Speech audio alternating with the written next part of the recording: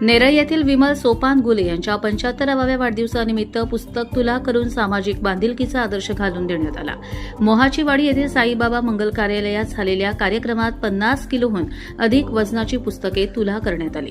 स्पर्धा परीक्षा, महापुरुषांची चरित्रे, धार्मिक, सांस्कृतिक आणि शैक्षणिक विषयांवरील सुमारे 60 पुस्तके कर्जत तालुका आगरी समाज संघटनेच्या ग्रंथालयाला भेट देण्यात आली.